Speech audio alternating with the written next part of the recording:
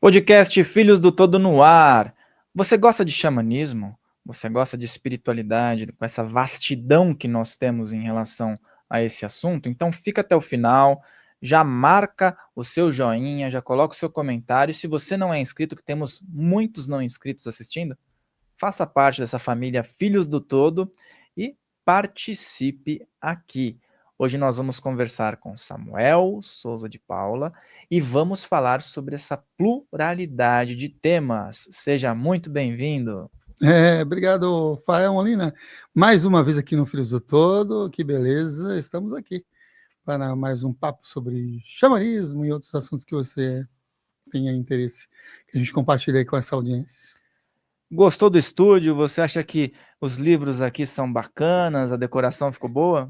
Quando eu fico assistindo esse programa, fico imaginando se é fake, né? E eu estou vendo aqui que realmente você está com uma coleção de livros fenomenais. Olha, quem organizou essa biblioteca, eu vou dizer que tem um bom gosto, hein? Tem um bom gosto.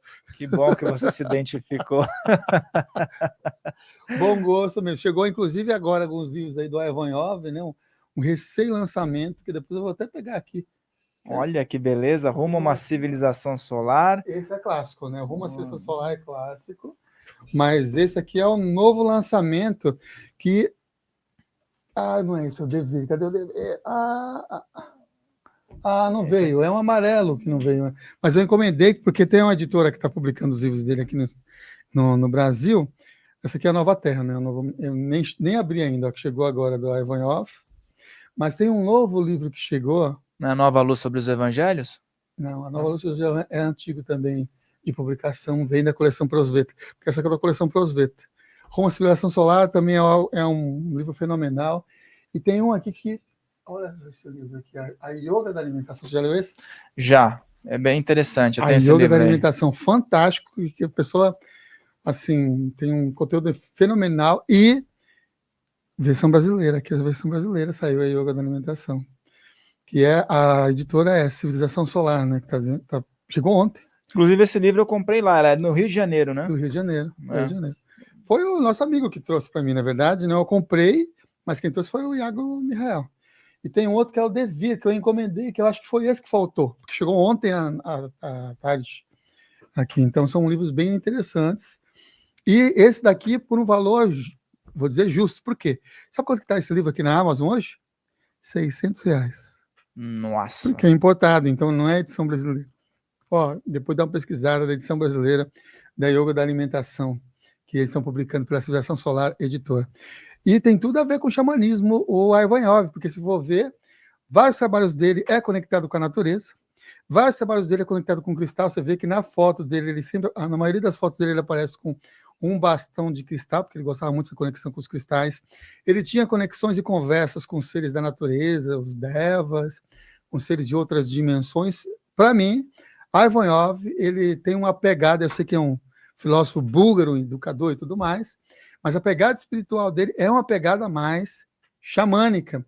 Todos os dias pela manhã, ele não fazia, por exemplo, a prece do Caminho da Beleza com o povo de Iné, né? O povo de Iné, que é os navarros, mas ele fazia a saudação ao sol. Então ele tinha um movimento da saudação ao sol, de conexão, como uma prece de conexão com a natureza lá de manhã. Então, todos os discípulos, os alunos dele, acordavam mais cedo, antes da nascer do sol, para entrar em contato com esse espírito. E muitas culturas vão fazer um contato com a natureza pela manhã, assim como o Ivanov. Aí você vê a yoga da alimentação, ou a conexão, ou a união com a alimentação. Povos também xamânicos fazem toda a conexão com a alimentação. Mesmo na época, por exemplo, que eles eram nômades e caçadores. Faziam uma prece, uma conexão com o espírito daquele animal, daquela caça, para depois se alimentar, né? Porque tudo para eles é espírito. Quem vê aquele filme, por exemplo, Avatar do James Cameron, você vê que quando a personagem que era ela vai em busca da caça e abate lá o animal, vai lá e coloca um tabaco, ou coloca um negócio de oferenda. Isso é ancestral. É um pensamento xamânico de que está tudo conectado, que aquele ser está se oferecendo para que eu pudesse preservar minha vida, ou para que eu pudesse escrever minha vida. E aí tem muitas histórias e conteúdos e contextos ligados a animais que vão se oferecer para o ser humano para ele se manter na vida e se manter em conexão. Está tudo conectado numa teia, né? de relações, como é chamada também nesses caminhos xamânicos, né? Nossa, R$ 600, então nós temos um investimento de ouro aí, hein? Não paguei isso, gente, foi muito mais, foi menos de 100. Muito bom. O Ivan Yov é uma baita de uma referência, também adoro ele. Ele fazia os movimentos da paneuritmia, né, que é do Peter Denove, né? E tem uma relação com a natureza fortíssima, com o sol, né? E por falar em tudo isso, essa relação com a natureza, com o xamanismo, com as origens, você sempre apresenta o seu programa e traz referências e também traz convidados, mas eu gostaria de perguntar sobre a sua caminhada, como o xamanismo chegou até a sua vida ou como você chegou até o xamanismo? Uhum. Bom, eu vou começar, é uma história longa, né, para chegar no xamanismo em si.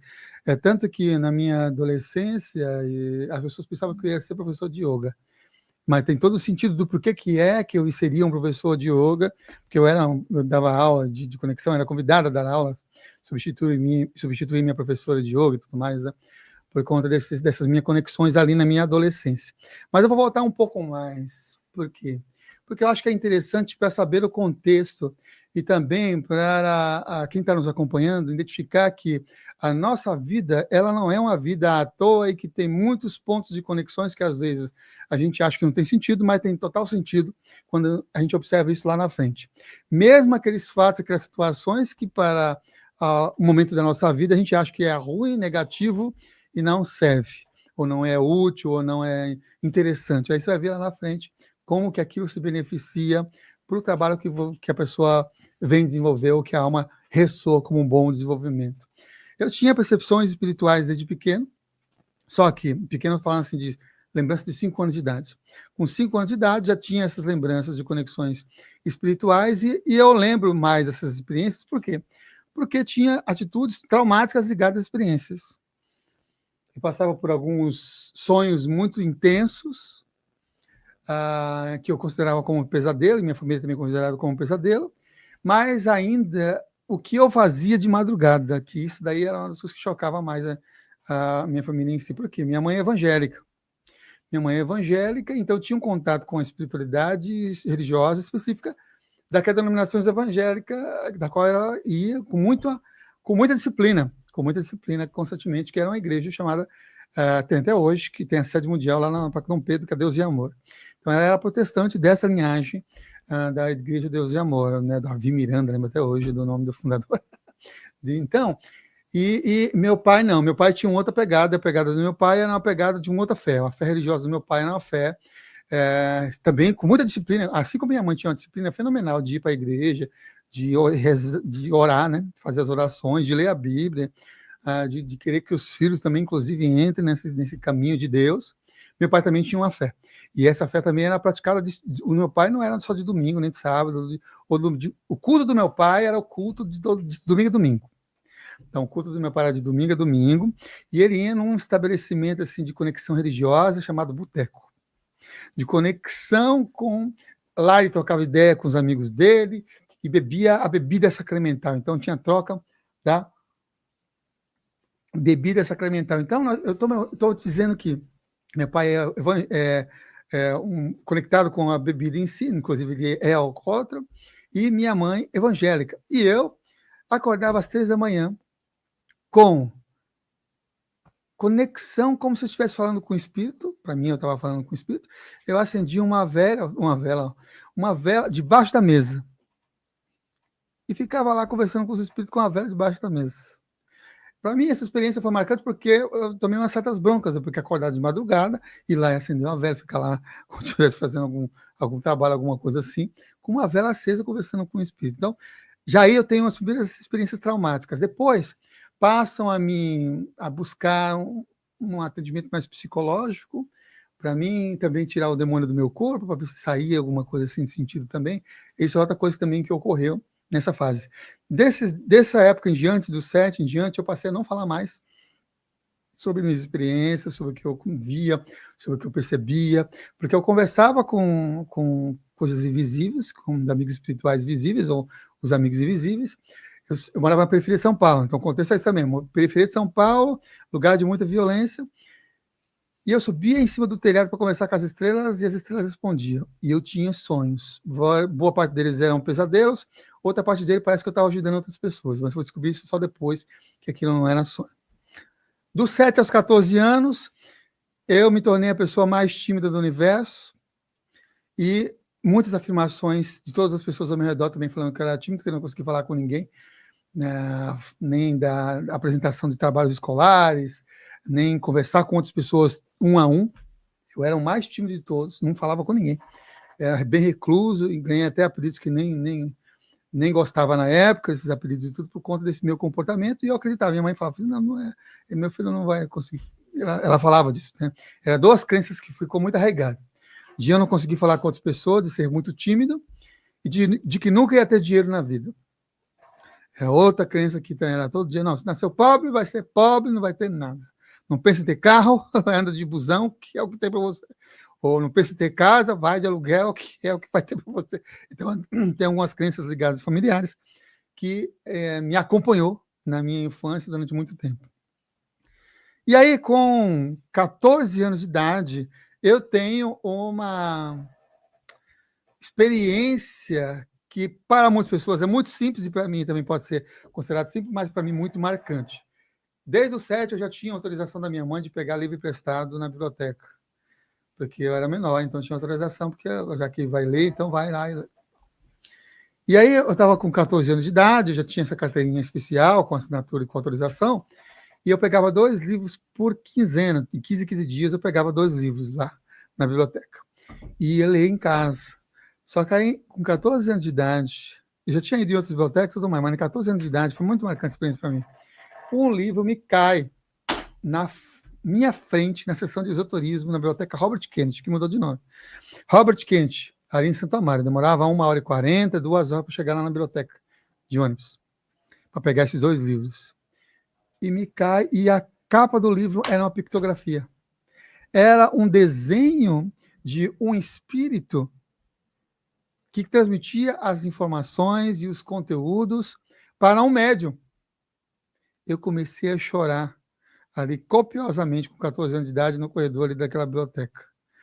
Por quê? Porque até então eu pensava que as minhas experiências eram coisa da minha cabeça, viagem na maionese, ou algum problema psicológico, ou era o demônio mesmo que estava supondo essas coisas. Então, para mim, o que me ajudava mesmo eram os outros livros que eu lia, para me sentir mais familiar. Mas até então, quando cai esse livro, é que eu estou lendo porque eu tenho ele aqui, não é aquele da biblioteca, mas quando cai esse livro na minha mão, eu fiquei pensando comigo, puxa vida, se eu sou louco, tem um monte de gente que também é louco, que acredita nesse cara.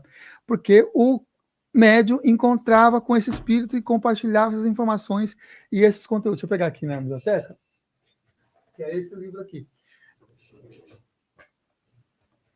Elucidações do Além.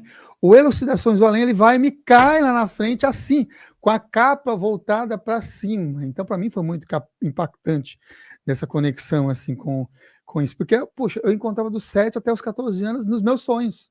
E encontrava com esse espírito. Então, se eu era louco, outras tantas pessoas também eram loucas. E eu tinha visto que tinha várias pessoas que já tinham lido o livro. Conheci só nesse dia com 14 anos de idade. Eu quase que terminei o livro só no trajeto da biblioteca até em casa. E nesse livro, inclusive, tem uma nota de rodapé indicando um outro livro, também que foi marcante para mim. Esse foi marcante porque falou assim, eu não sou louco, ou se eu sou louco, tem outras pessoas que têm pensamentos, ou ideias, ou experiências semelhantes a mim. Isso foi muito marcante. Depois tem a nota de rodapé aqui que fala do outro livro chamado Autobiografia de um Yogi. Aí nesse Autobiografia de um Yogi, também vou pegar aqui a nova capa para vocês terem, levantar aqui. Gabi, muda a câmera pro Fael, enquanto eu pego. Peguei. Essa aqui é a nova capa. Esse livro, na época, não era Autobiografia de um Yogi como é hoje. Antes se chamava Autobiografia de um Yogi Contemporâneo, que foi quando eu peguei esse livro com a nota de rodapé do Elucidações do Além. Fui ler o livro, inclusive desde os 14 anos eu lia uma vez por ano, até nascer os filhos, depois eu não li mais. Tive experiências retrocognitivas. Eu não contei aqui, mas eu tive experiências retrocognitivas com 7 anos de idade e depois tive outra experiência retrocognitiva espontânea, com 14 anos de idade. E nessa experiência de 14 anos de idade, eu me via como sendo um yogi.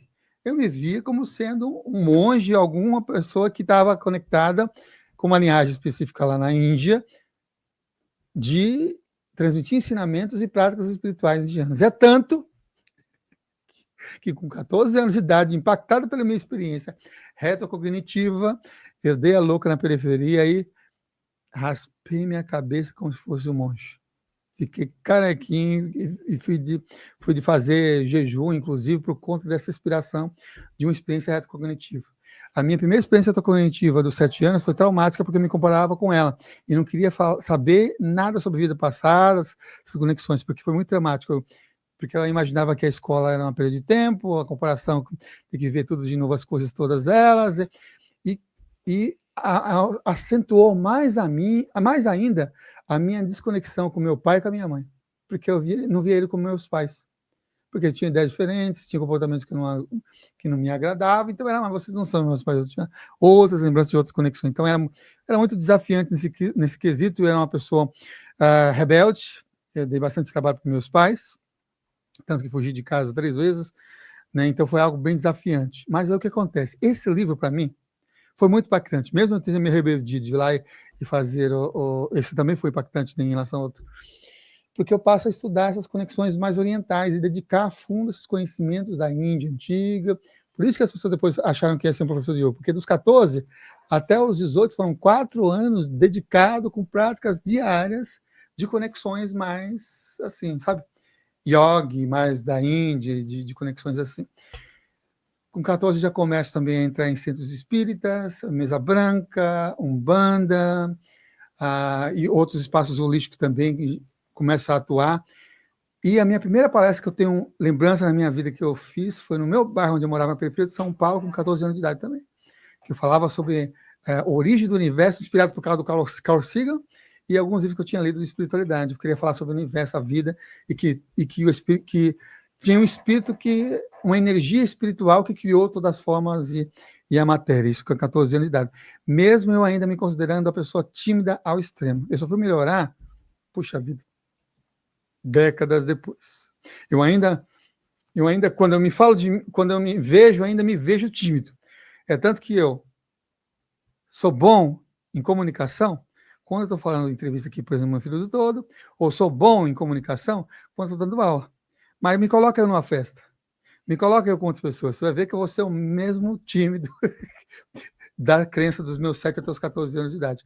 Mas quando é algo que ressoa no meu propósito ou na minha vida em si, nossa, aí parece que baixa o santo, em termos de baixar um espírito, aí eu consigo falar bem, até me comunicar bem. Já dei palestras para mais de 500 pessoas no auditório, tudo essa conexão. Legal. Então, olha, nós temos aí até 1998, então mais, ó, tá vendo? 1998, eu era mais dedicado a coisas mais espirituais indianas. Vou chegar na sua pergunta agora. Só que 2 anos antes, 1996, com 14 eu já sabia que o que eu tinha não era sonho, que era real. 2 anos depois, já estava estudando outras conexões ligadas a experiências fora do corpo, já tinha visto alguma coisa do Valdo, também de revistas, Valdo Vieira. 2 anos depois, em 1996, eu tenho uma experiência projetiva. Eu já encontrava várias vezes fora do corpo com um amparador chamado Águia Dourada. E esse Águia Dourada, ele ia com a gente no que as pessoas hoje conhecem como umbral. Quem assistiu o filme Nosso Lar sabe que é umbral. Vai lá num plano espiritual um pouco mais denso. E o que eu fazia? Qual era a minha rotina? Era fazer resgates. Tanto que a maioria das minhas experiências projetivas são resgates. Talvez até por conta do que eu vinha fazendo antes, era que era desobsessão, continuava tudo depois fora do corpo. 16 anos, com 1996, eu estou fazendo resgate, e aí eu volto, e quando eu volto, sempre eu me encontro num ponto de força. E o ponto de força, nesse retorno depois da experiência fora do corpo, era uma cachoeira. E aí nessa cachoeira, tinha sempre pessoas cuidando de outras pessoas e renovando a energia. E era algo impressionante, porque algumas pessoas falavam assim, nossa, se for para o plano pesado, fica carregado, denso, as conexões. Para mim, nunca acontecia. Porque quando eu passava naquele ponto de força, eu acordava, despertava de manhã, com a lembrança, eu estava lá no meu diarinho, e renovado, uma alegria, um contentamento, e eu atribuía isso ao ponto de força. Porque ao estar naquele ponto de força, todo mundo passava, quem era desencarnado, quem era projetor e quem foi resgatado passava para o ponto de força. Renovava absurdamente a energia. Era impressionante. Incrível, assim. Aí você entende depois por que também, várias tradições, os pontos de força também físicos, também têm suas respectivas energias e são funcionais. E aí sempre tinha lá um senhorzinho que cuidava das pessoas. E esse senhorzinho que cuidava das pessoas, nunca tinha interagido com ele. Aí numa noite, 1996, o Águia Dourado falou assim, ó, tá vendo aquele senhorzinho lá? Amanhã ele vai falar com você. Eu fiquei meio assim, sabe? Porque o meu clã é um clã que quer resposta rápida, para ontem. E queria, porque também no mundo espiritual faz de tempo. Uma experiência no plano astral pode ser dias e a gente passou algumas horas aqui no plano físico, em termos de tempo em si. Eu fiquei pensando comigo, não falei para o Águia Dourado, mas ele deve ter ido no meu pensamento. Falei, mas porque eu tenho que esperar até amanhã para falar com o senhorzinho, se o senhorzinho está aqui na frente, no ponto de força, ali, a poucos metros de mim, né? Mas tudo bem, aceitei, voltei, encaixei, passei o dia trabalhando com a administração. Trabalhando e tudo mais, com processos normais que eu trabalhava lá, mas pensando na noite. Chego em casa, faço a minha prática para facilitar os processos energéticos e tudo mais, que era um trabalho de energia que eu fazia. Mais uma vez me encontro lá fora do corpo, descendo para ir fazer um processo de resgate no umbral. Vou lá no processo de resgate no umbral. A outra coisa também que eu não falei, esse Águia Dourada, que é um xamã desencarnado, né? Ele também, de vez em quando, levava animais com ele no umbral. Várias vezes eu vi ele levando uma pantera negra para o umbral fazer lá resgate, quando era algum lugar específico. Outras vezes não, ele só ia com alguns instrumentos dele lá de resgate. Estou lá, eu, a Águia Dourada e outras pessoas também para fazer o resgate. Fizemos o resgate e voltamos para o ponto de força. Uma cachoeira de novo. Porque tem vários pontos de força também no plano espiritual. No plano espiritual que a pessoa pode interagir, se conectar. Aí eu chego nesse ponto de força, estou lá esperando, até todo mundo sair.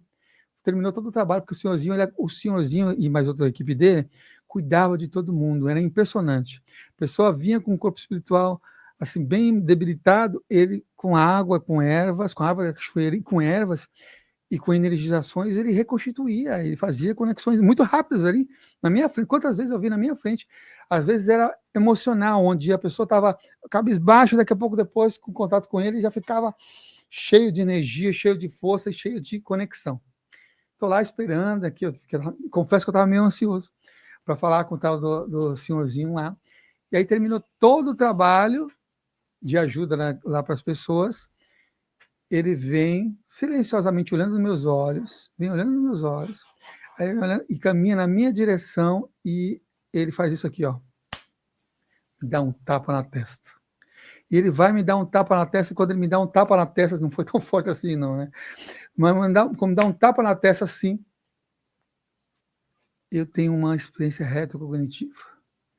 Só que dessa vez a experiência, eu estava no norte dos Estados Unidos e no sul do Canadá, vivendo numa etnia nativa, com um povo nativo, e me veio em bloco a experiência inteira, e adivinha quem estava lá comigo, vivendo a mesma experiência comigo? O Águia Dourada, esse que a gente está fazendo resgate juntos, lá nesse plano espiritual, estava lá estavam vivendo juntos, e quem estava mais? O senhorzinho. Também estava mais. Estava presente também nessa experiência lá. E teve outras pessoas que depois até reconheci que também tinha atuado comigo em alguns trabalhos espirituais, também que tinha vida lá, nessa etnia específica entre o Canadá e os Estados Unidos. Para mim foi muito impactante. Aí eu volto assim, da experiência, ele dá um sorriso e fala, talvez você goste também de conexões xamânicas nessa, porque tem a ver com um combinado de reencarnatório. Foi o que ele citou ali na hora. E ele fala assim, talvez você goste. De 96 até 2000, eu passei a estudar xamanismo e transmitir o que eu fui aprendendo com a Águia Dourada E com o Ancião das Estrelas, aí nos centros espirituais, espírita, eu não gostava muito, então, porque é um lugar diferente, mas a Umbanda gostava mais, o pessoal da Umbanda gostava quando eu falava, e os centros holísticos, que eu tinha bastante centros holísticos. Em 1996, que eu era convidado a fazer essas palestras e conexões assim legais, né, interessantes. Só fui assumir que eu era um condutor xamânico no ano 2000. Aí, oficialmente, eu assumo que eu sou condutor xamânico. Mas de 96 até 2000, eu me sentia como estando em treinamento. Pelos espíritos, pelos livros que eu lia e pela partilha que eu ia compartilhando com outras pessoas que me convidavam, dando essa oportunidade de falar sobre esses assuntos. No ano 2000, eu tenho uma outra experiência também projetiva de conexão, e um espírito me passa, adivinha quem? O senhorzinho, um símbolo. 2000. E esse símbolo é o símbolo do espírito de Gaia, roda de cura espírito de Gaia. No ano 2000 ele transmite esse símbolo, e aí eu passo a compartilhar rodas de cura espírito de Gaia. Ele fala, agora você pode compartilhar publicamente. Passo a compartilhar publicamente. No ano 2000 eu faço a minha primeira turma também de conhecimentos xamânicos, a primeira fase, porque ele era em 2 fases. Eu lembro até hoje a quantidade de pessoas que se inscreveram, era gratuito, não era pago igual hoje. Hoje tem informação e a gente tem a mensalidade e tudo mais, né? E era gratuito. Por isso também as pessoas vão ver que o número de inscritos foi bastante. 123 pessoas, 1, 2, 3, eu lembro até hoje, por 1, 2, 3. 123 pessoas se inscreveram nesse primeiro curso extenso, porque eram 3 meses de encontros de aulas semanais de 2 horas. 3 meses a primeira fase, depois a segunda fase eram 2 meses também de encontros semanais. Depois ele se tornou o Práticas Bioxamânicas, né? O Terapias Bioxamânicas, né? que é uma turma aí de 9 meses. Mas só em 2000 é que eu assumo ser o condutor xamânico. Então, quando me perguntam, e que bom que tenho a oportunidade de contar aqui a história, tem muitos detalhes dela, mas contar o enredo dela em específico, como é que eu vou adentrar aos conhecimentos xamânicos, eu adentro por conta de contato com os espíritos. Então, a espiritualidade é um mundo espiritual, ou os amigos espirituais que me inspiram a eu adentrar esse caminho xamânico, notadamente esses 2 espíritos, que é o Águia Dourada e o Ancião das Estrelas. Esses 2 espíritos. E que, para quem está nos acompanhando, vai ser lançado um livro esse ano, que é o livro Na Luz dos Xamãs. E o Léo Dolfini retratou o Ancião das Estrelas na capa do livro. É muito, muito parecido com esse nativo retratado pelo Léo Dolfini na Luz dos Xamãs, que é um livro, inclusive, em parceria. Eu e o professor Wagner Borges, nós somos coautores desse livro, né? Na Luz dos Xamãs, que é a série da Luz do Wagner, né? Então, eu sou coautor junto com o Wagner, e o Léo Dolfini ele faz o desenho da capa inspirado, e inclusive o Wagner comenta com ele, ó, esse é numa das salinhas, e comenta com o Wagner, ó, né, esse é o espírito aí que está com você, vai te ajudar a fazer a capa. E dito e feito, nossa, ficou uma capa muito bacana. Se você tiver a oportunidade depois, busca aí na Luz dos Xamãs, que ficou realmente excepcional. Eu conheço o Wagner em 1998, 2 anos depois da minha primeira experiência com o Ancião das Estrelas, lá e do Águia Dourada com essa experiência retrocognitiva. Só que quando eu conheço o Wagner em 98, puxa, parece aquele meme, né? Porque aí eu acabo me conectando muito, reconhecendo que tem muito mais de aprendizado sobre experiências fora do corpo, e eu me aprofundo mais nisso. Então, de 98 até 2008, atuando no Instituto de Pesquisas, fui convidado a ser lá assistente e secretário do IPPB, né, durante esse período que estava por lá. Então, para mim foi muito engrandecedor tudo isso. Deixa eu contar uma coisa que às vezes eu não conto nos podcasts. Boa, hoje só coisas inéditas, hein? Inclusive esse livro aí, eu tava tomando um café com o Léo Dolfini e ele me mostrou em primeira mão o desenho. Uau! Tá maravilhoso, cara. E depois vocês vão me dar de presente, claro, né? Vamos te dar de presente. Anota aí, Raquel, o editor também, ajuda a gente aí para dar os presentes aqui para os apresentadores. O Fael, ele frequenta o IPPB. Toda semana está lá no IPPB, faz parte, inclusive, da salinha. Eu já fui coordenador de salinha também. Lá eu era coordenador de salinha de sábado. E lá no IPPB tem vários quadros. E a primeira vez que eu fui lá, eu cheguei mais cedo, porque eu andava de ônibus. Para mim chegar no IPPB, eu demorava mais de 2 horas. Eu ainda estava com uma moradia longe, distante do IPPB. eu cheguei bem cedo. E o Elifas era o secretário na época. O Elifas era o secretário do PBB nessa época, 1998.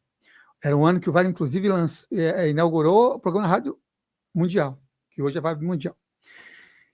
E lá tem vários quadros. E aí um dos quadros que tem lá é uma pictografia que ficava na frente, acho que ainda fica na frente. Estou lá meditando, ele tinha colocado a música lá de fundo lá para tocar e tal, só que não tocava lá no salão, porque não tinha lá a estrutura. Ele tocava no escritório, estava tocando lá no escritório, onde ele estava, a porta estava aberta e eu estava sentado na primeira fileira ali das cadeiras do BBB. Eu estou aqui meditando e tudo mais, e eu senti uma energia muito boa. Para quem vai no PBB, assiste uma palestra gratuita de sexta-feira. Na sexta-feira. Sexta-feira é gratuito com o professor Wagner Borges. Vai lá. Não sei como é que é em relação a chegar cedo, porque eu lembro que eu cheguei muito cedo, aí depois falava, pô, chega mais tarde, porque às vezes você pode não encontrar ninguém aqui. E aí eu cheguei muito cedo, estava meditando e tudo mais, eu abro os olhos e fico olhando os quadros. E não foi clarividência, pelo menos na minha percepção. Saiu do quadro a face de um espírito. De um quadro que era do Ramatiz. O próprio Ramatiz saindo daquele quadro que tem lá. Não tem um quadro lá do Ramatiz? Esse é clássico lá, né? Você olha assim, nossa, para mim saía da imagem. Saía da imagem. E parece que plasmou e tomou a forma e deu um tipo consentido. Não falou nada, mas eu entendi assim que era. Eu acho que você encontrou um bom caminho, sabe? Eu me emocionei agora até. Por quê? Porque a mesma emoção que eu senti nesse dia, em 1998, foi quando eu tive 14 anos de idade, quando eu vi isso. Mas ali ele meio que materializou, assim. Foi algo muito especial para mim, porque como se tivesse, ó, você tem um propósito de conexão aqui, de servir, de fazer um trabalho legal, de servir aqui nesse espaço. Então, me identifiquei muito, assim, muito lá em 1998 com essas conexões. E o Wagner em si, com o trabalho dele, né, mas é realmente muito especial e fantástico. Para mim também é uma honra estar lançando esse livro como coautor também nesse ano de 2025. E eu não falei o nome desse senhorzinho. E esse senhorzinho que me ajudou, o xamã que me ajudou a estar nesse caminho, é o Ancião das Estrelas. Então, quem lê também o livro da Luz Xamã vai ver que nós agradecemos também ao Águia Dourada, ao Ancião das Estrelas, porque ele vai ver lá que eu conto um pouco dessa parte dessa minha história no livro também, né, na Luz dos Xamãs. Foram fundamentais para mim estar nesse caminho e não estar em outros caminhos, porque eu gostava de vários. Eu gostava de mediunidade, eu gostava da parte indo-oriental, eu gostava da parte egípcia, de conexões interessantíssimas, na parte histórica, dos povos de diversas culturas, eu sempre gostei dessas conexões todas, do taoísmo, então diversas outras conexões. Eram os estilos que o professor, inclusive, o Wagner Borges, falava lá no IPPB, eu já tinha sintonia, eu gostava de ler os livros. Então, e eu fico pensando como é interessante, né? Uma queda de um livro leva você a ter experiências, conexões e mais clareza ou insights de que você está no caminho certo. Porque, de verdade, para mim, eu me achava até os 14 anos como se fosse uma pessoa perdida na vida.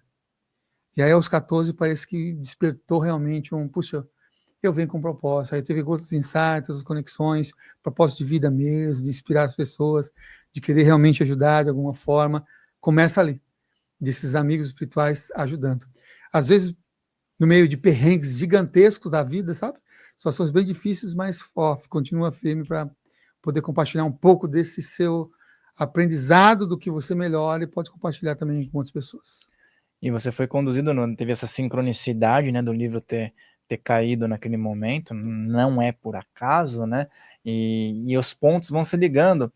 E você tocou num assunto, né, das intersecções, dos caminhos que você seguiu. E até mesmo pela sua fala, a gente observa que existem também referências do xamanismo em todas essas tradições, né?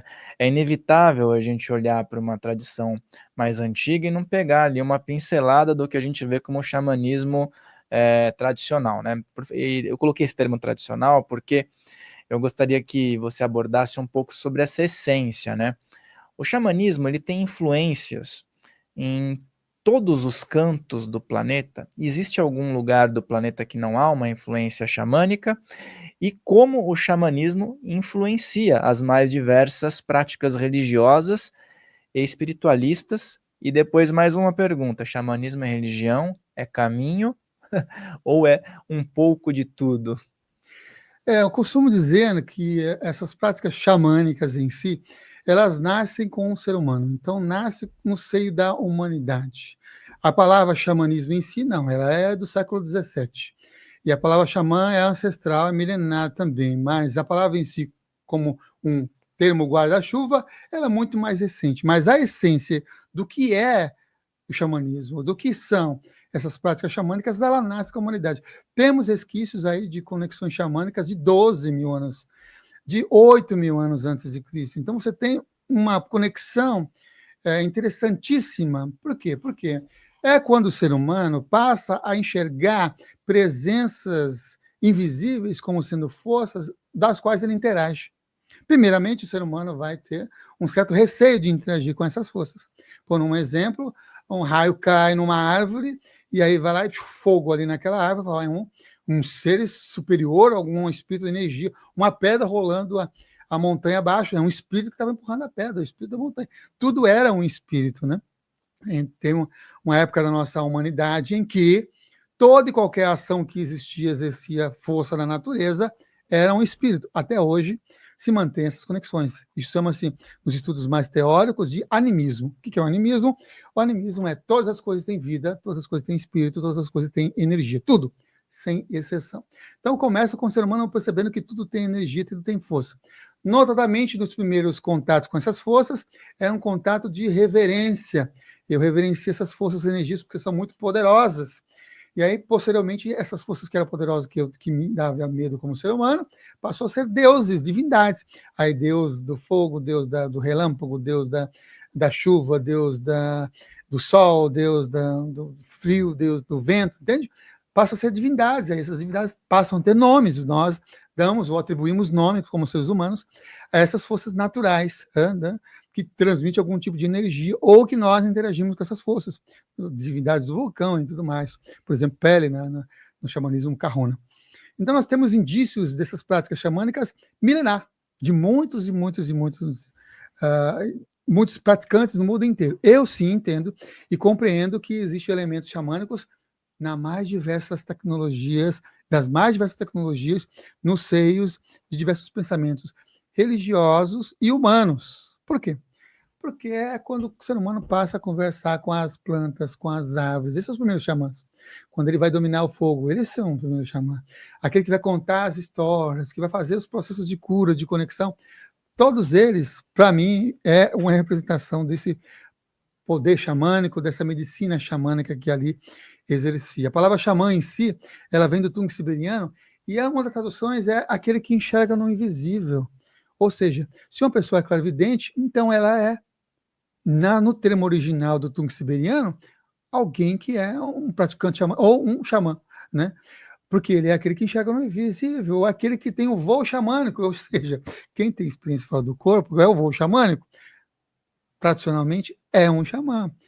Quem conversa, ou quem não perdeu a integração, que é outro termo também traduzido, quem não perdeu a conexão com as forças da natureza, quem vai na natureza reverencia, vai com os animais e reverencia, também é uma das traduções do tung siberiano, do xamã, da palavra xamã. Aquele que caminha entre os mundos, em que está nessa realidade física ordinária e a realidade não física, extraordinária, ou paranormal, essas conexões, todas isso também são representações de que ele é um xamã, porque ele tanto atua nesses diversos mundos e a multidimensionalidade também é presente nesses relatos dos xamãs tradicionais, de conexões tradicionais. E eu vejo e percebo que essas características não é detentora tão somente de um só ser humano. É óbvio, é claro, que exerce papéis específicos, né? Pode ser o contador de história, pode ser o medicine man, pode ser um curador, ou pode ser uma pessoa que é um líder, porque tem papéis que eles exercem lá. Mas, de uma forma ou de outra, eu entendo que essas qualidades e características milenar existem naturalmente no ser humano. É que a gente atribui àqueles que são mais, vamos dizer, são professores.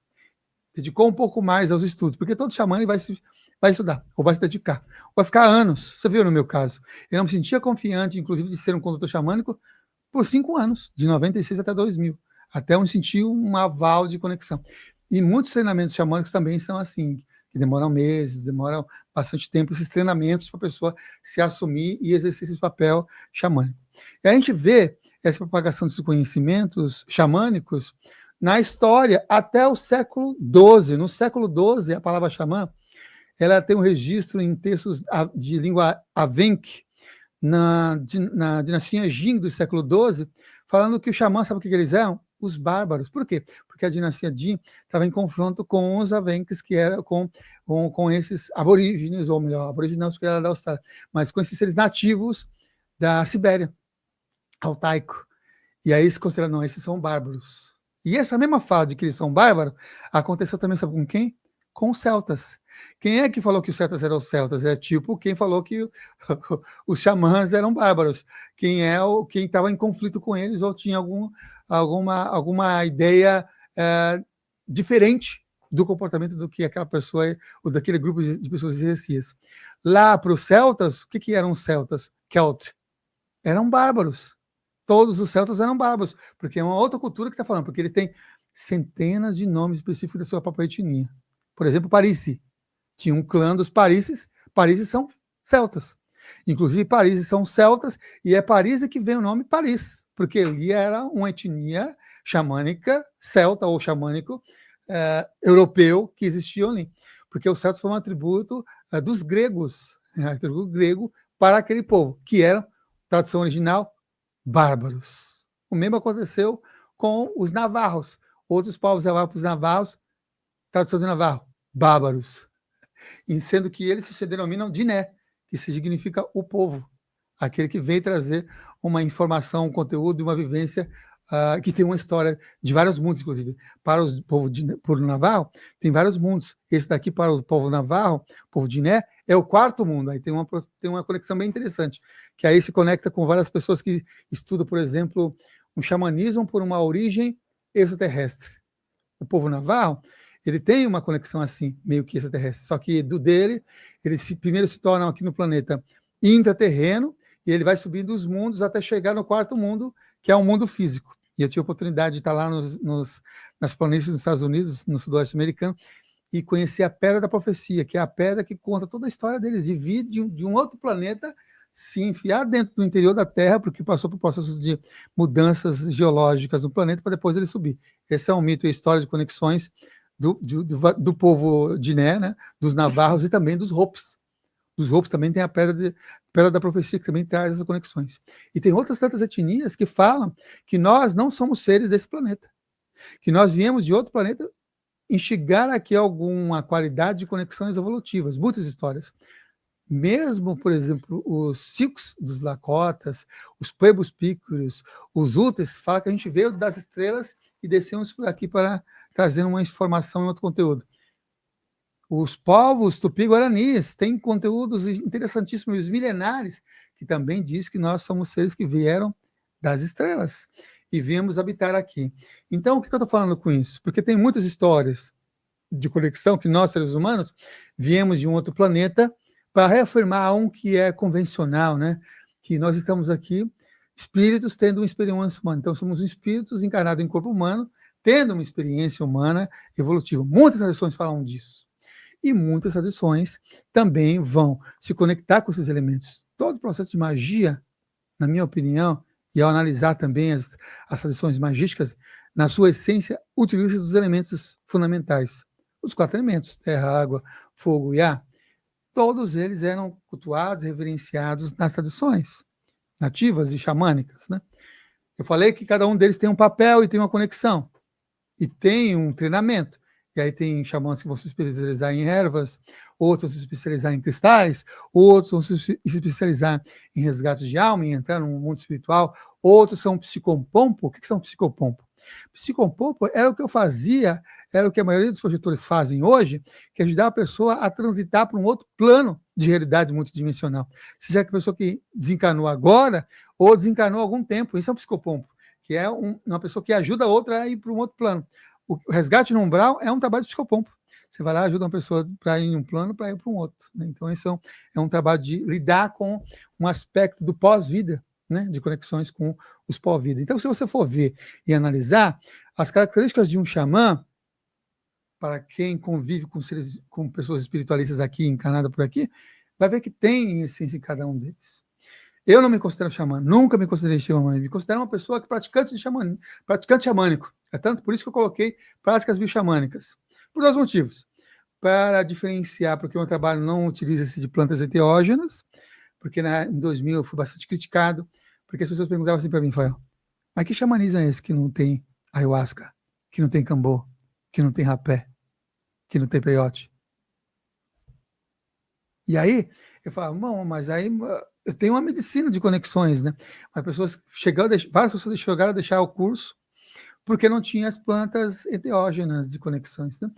E eu falava para as pessoas, olha, meu trabalho de conexão com a ação das estrelas e essa egrégora, eles se utilizam em estados diferenciados de consciência por meio da própria consciência e, notadamente, também por meio do tambor. Uma das conexões que eu gosto bastante é o tambor, que faz a pessoa adentrar num estado diferenciado de consciência, né? Então, sim, eu recomendo e falo para as pessoas, honre e respeite as medicinas. E eu participei, teve diversas experiências em diversos lugares do mundo, inclusive, com medicinas. Mas no meu trabalho eu não ofereço, eu não compartilho, eu não sou líder de cerimônia, especificamente de plantas enteógenas e conexões assim. Mas o meu teor é de práticas bixamânicas, de conexões bixamânicas, mais voltada para o meio urbano. Porque aí você fez uma pergunta interessante. O xamanismo tradicional. No xamanismo tradicional ou você, no tradicional, tem uma herança sanguínea, o seu avô te ensina, ou sua avó te ensina, ou pai, mãe, aí é familiar, é família, todos os xamãs naquela etnia têm as suas conexões familiares. É a forma de se tornar xamã tradicional. Segunda forma de se tornar um xamã tradicionalmente é você ser adotado. Aquela família de conexão que tem as percepções adota aquela outra pessoa e ela vai passar por um treinamento para se tornar um xamã. É a segunda forma. E a terceira forma de se tornar um xamã é de você, por exemplo, estar no meio de uma floresta, você está caminhando, você tem um acidente, você cai, bate a cabeça numa pedra ou numa árvore, mas você sobrevive. Tem um EQM próprio.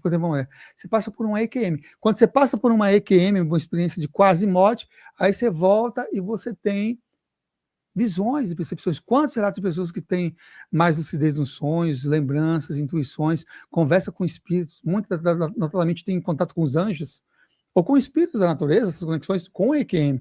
É tanto que, por exemplo, um evangélico vai ter uma experiência de EQM, vê espíritos, vê até o próprio Jesus, e começa a mudar a forma de comunicar, de se relacionar com as pessoas, em sua visão e sua percepção, por conta de uma experiência de EQM. E aí ele volta e tem percepções mais sutis, se tornam mais sensíveis, mais empatas, mais, sabe, de conexões mais com a realidade extraordinária, espirituais. Então, essa é a terceira forma. Mesmo esses que têm essas conexões extrasensoriais, por vezes eles vão lá e têm um treinamento também com quem é mais velho, quem tem essas conexões mais velhas. E uma quarta forma de se tornar um xamã é essa auto-iniciação xamânica. É de você em contato com os próprios espíritos. Eu conheci um xamã que foi considerado o pajé dos pajés. Inclusive, ele não gostava de ser chamado de xamã, ele queria ser chamado de pajé, porque ele é Camaiurá, aqui no Xingu, já desencarnou. E esse cara, baixinho, pequenininho, a pessoa olhava e falava, poxa vida, mas eu vi ele materializar na minha frente, com esses olhos aqui, materializar a doença em forma de bichinho que surgia na frente. Ele tirava da pessoa o bichinho, e o bichinho andando, não era morto, não era um objeto que sai de uma pessoa, tipo materializa um objeto, era vivo, e começava a andar na mão dele. Ele fazia assim, e sumia. Ele foi considerado lá do pajé de pajés, porque ele ensinava outros pajés. E ele aprendia com o espírito da floresta. Ele aprendia com o próprio espírito da floresta. E ele ficou lá semanas de jejum na floresta, aprendendo com esse espírito da floresta, que era o pajé Sapaim. O pajé Sapaim era considerado o pajé de pajé, que ele se iniciou junto com o espírito da natureza e com os espíritos como sendo um grande pajé. E depois, sim, ele foi ajudar toda a comunidade e como via que tinha resultado, né, o trabalho dele de cura, grande curador. Sabe quem é que ele já curou? É que ele desencanou já, né? Mas ele ajudou no processo de cura da Xuxa. Brad Pitt veio também para o Brasil para passar processo de cura com ele. Rusk, como é que é o nome daquele que vai para outro país e fica um diplomata também, que estava no Brasil. Então, ele atendia muito, tanto que ele apareceu até em TV, na TV por conta do trabalho de cura que ele exercia. Então, é um grande pajé, realmente. Então, tem essas formas de se tornar tradicionalmente um xamã. Eu não me intitulo um xamã, mas eu observo uma coisa interessante, que as características que o ser humano tem, não precisa a pessoa querer falar, não, eu quero me tornar um xamã. Tanto que no curso a gente não fala, né? Vai se tornar um xamã. Vai se tornar um terapeuta xamânico. Porque você utiliza desses recursos, experiências nativas funcionais, que são interessantes e foram interessantes naquela época, e nos dias de hoje acaba ajudando e experienciando um processo de expansão consciencial e de resgate das conexões da saúde daquela pessoa, em todos os sentidos. Saúde mental, saúde emocional, saúde física e saúde espiritual num trabalho como esse. A outra pergunta que você fez é se o xamanismo é uma religião. E aí tem um ponto interessante que para algumas pessoas fala que sim, para outras pessoas falam que não. Eu digo que depende. Por quê? Na minha visão, xamanismo em si, primeiro, pelo termo, ele é um termo guarda-chuva utilizado pelos estudiosos antropólogos, adotado primeiro pelos exploradores, depois pela antropologia.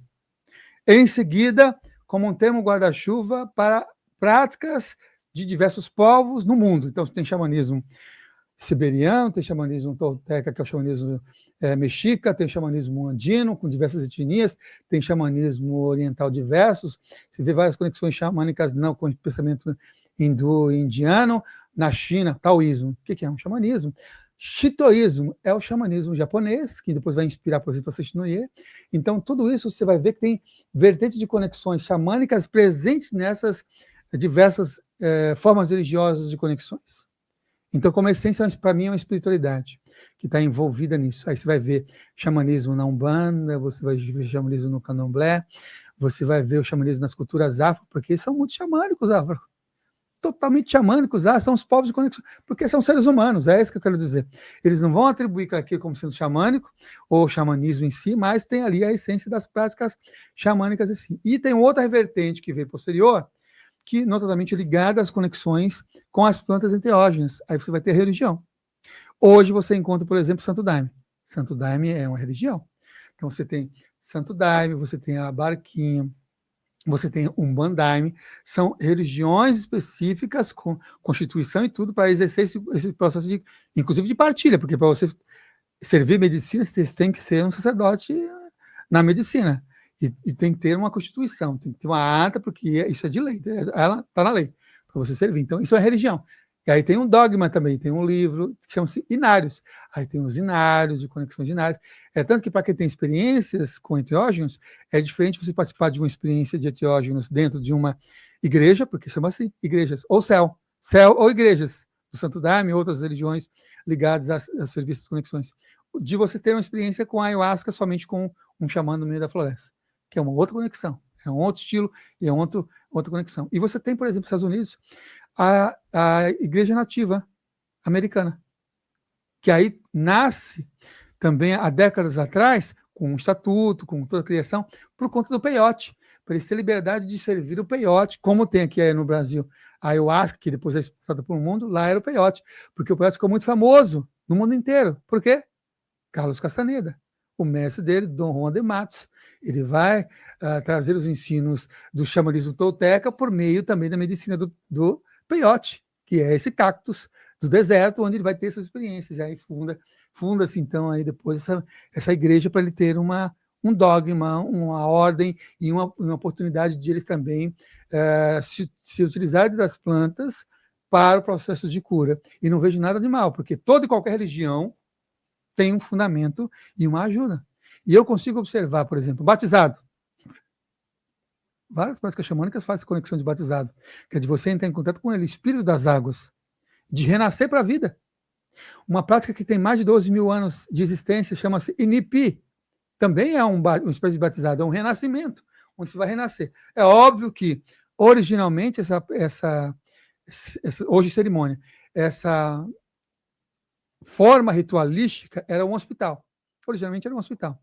Então, há milhares de anos atrás, quando a pessoa tinha doenças, colocavam a pessoa dentro da INPI, formato lá em glue, meio que em glue, né, uma abertura, e ele tinha 3 a 4 experiências de tenda de suor de sauna com ervas para cura. Então, eu cantava para ele. Era assim que surgiu. Era um hospital, só para quem era doente.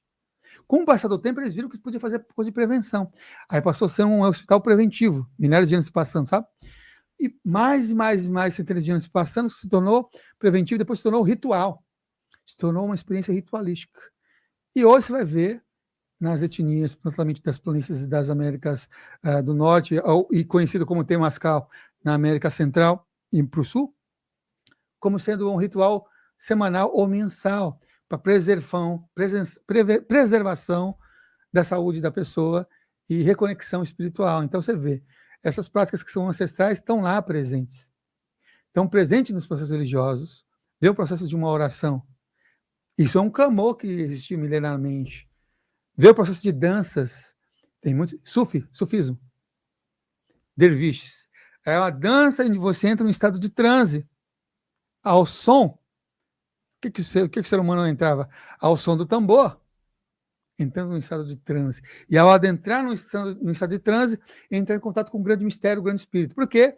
Com o passar do tempo, o que antes era temeroso, depois virou divindade, depois passa a ser família. Pai céu, mãe terra, avô sol, avó lua, e tudo se torna família, irmãos. Irmão fogo, irmão vento, aí passa a ficar mais perto. E aí as práticas todas ficam familiar. Vamos trazer a espiritualidade que antes tinha um intermédio por meio dos processos religiosos, porque o processo religioso você tem nos intermédios, para você entrar em contato direto com essa espiritualidade e assimilar esses contatos, essas conexões com essa espiritualidade no dia a dia e no cotidiano. Então, se fala assim uma religião, existe sim xamanismo religioso e existe xamanismo espiritualidade, que é encontrado esses aspectos xamânicos em diversas religiões também, bruxaria natural, Wicca, tudo tem processo de conexões aí. E até o ocultismo. Você vai no ocultismo, mesmo que é mais racional, você vai ver que bebe dessas fontes ancestrais dos povos originários, não? Ou dos povos xamânicos. Então, tem religiões xamânicas e tem espiritualidade xamânica, e boa parte dessa espiritualidade também envolve e se mescla com diversos outros caminhos religiosos e espirituais.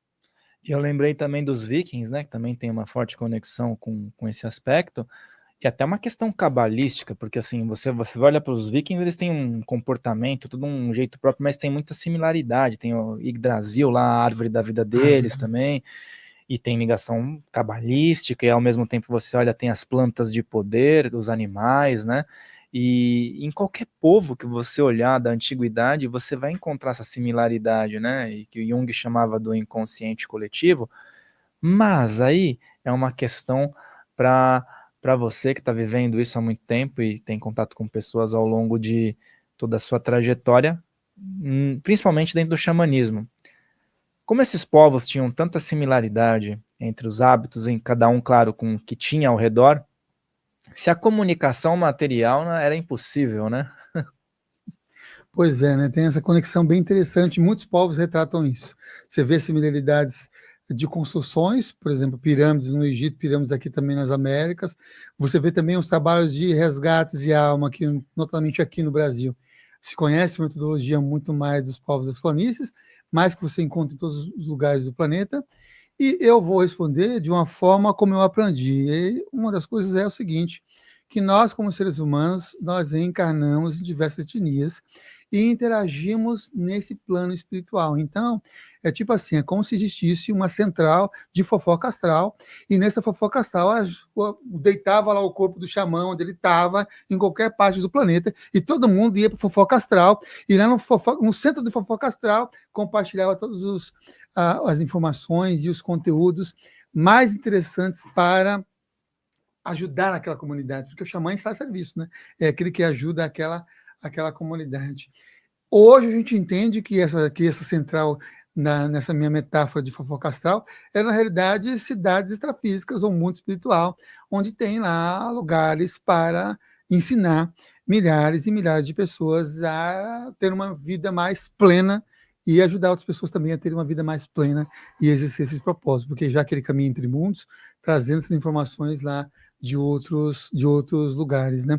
E algo bem interessante também ligado a esse processo de aprendizado simultâneo dessas etnias é também a noção de reencarnação, que para a maioria, vamos dizer assim, no planeta, 90% das etnias tem tanta ideia animista, de que tudo tem vida e tudo tem espírito, e também 97% das etnias do planeta também tem a conexão e a convicção de que eu e você estamos vivendo uma experiência aqui, encarnada aqui, mais uma.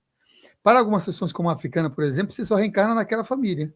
Para algumas sessões nativas, por exemplo, da América, você reencarna em clãs similares também.